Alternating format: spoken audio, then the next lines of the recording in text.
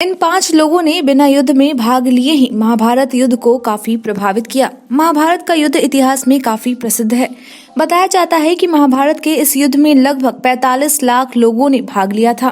वैसे तो ऐसे बहुत से लोग या योद्धा थे जो महाभारत के इस युद्ध में प्रत्यक्ष रूप से भागीदारी नहीं की थी, लेकिन उन लोगों ने इस युद्ध को बहुत प्रभावित किया था। यहाँ पर हम ऐसे ही 5 खास लोगों के बारे में बताएंगे जो इस युद्ध में प्रत्यक्ष रूप से तो लड़ाई नहीं किया और शस्त्र नहीं उठाया, परंतु वे लोग इस महाभारत युद्ध पर अपने अपने ढंग से गंभीर रूप से प्रभाव डाला। आइए जानते हैं उन खास 5 लोगों के बारे में। श्री कृष्ण। महाभारत में प्रत्येक योद्धाओं के अपने अपने हाथी या रथ थे जिस पर सवार होकर वे युद्ध करते रहे थे।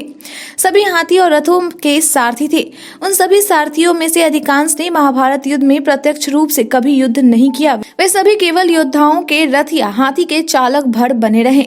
उन सारथियों में से कई लोग युद्ध में मारे जाने पर उनके स्थान पर दूसरे सारथी आ जाते थे।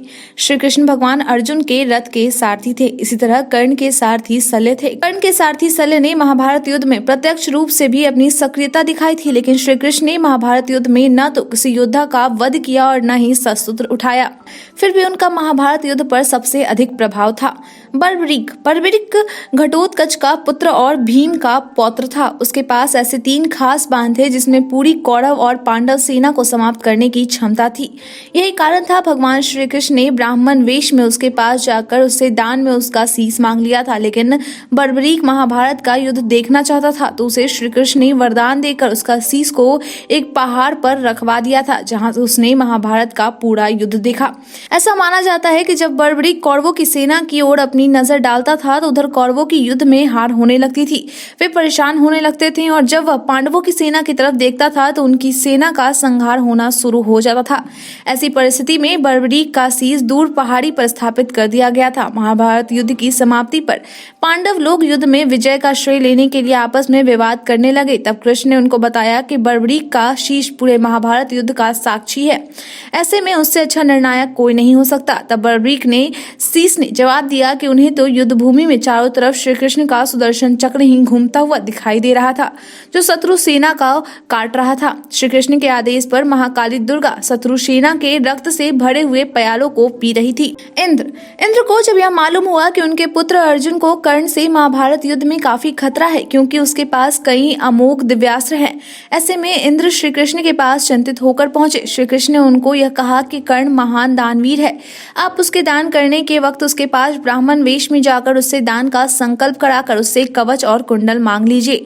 तब इंद्र ने ऐसा ही किया, लेकिन कर्ण से कुंडल लेने के बाद आकाशवाणी हुई कि तुमने धोखे से कर्ण के कवच कुंडल ले लिए हैं। इसके बदले में तुम्हें भी उसको कुछ देना होगा, अन्यथा तुम्हारा यह रथ भूमि में धंस जाएगा और तुम भी धंस जाओगे।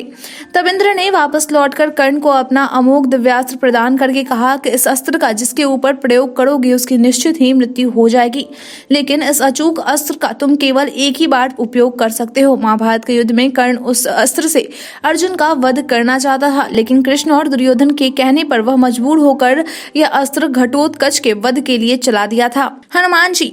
रामायण काल के हनुमान जी और महाभारत काल के भीम दोनों को पवन पुत्र माना जाता है। बताया जाता है कि भीम ने हनुमान जी की पूंछ उठाने का प्रयास किया था, लेकिन उनको हनुमान जी से क्षमा याचना करनी पड़ी थी। हनुमान जी ने अर्जुन का घमंड भी तोड़ा था। बाद में श्री कृष्ण के सलाह देने पर पांडवों ने हनुमान जी से विजय का आशीर्वाद प्राप्त किया था और तब हनुमान जी महाभारत युद्ध में अर्जुन के रथ के ऊपर ध्वज पर जाकर बैठ गए थे। हनुमान जी की शक्ति के प्रभाव से अर्जुन का रथ युद्ध की भूमि में सुरक्षित रहा। महाभारत युद्ध में हनुमान जी ने परोक्ष रूप से अर्जुन की सहायता की थी। युद्धसु कौरवों का सौतेला भाई था। युधिष्ठिर के कहने पर युद्धसु कौरवों का पक्ष छोड़कर पांडवों का साथ देने लगा था। अपने पक्ष में आने पर युधिष्ठिर ने उसे सैनिकों के लिए हथियारों और रसद का प्रबंध करने की जिम्मेदारी दी थी।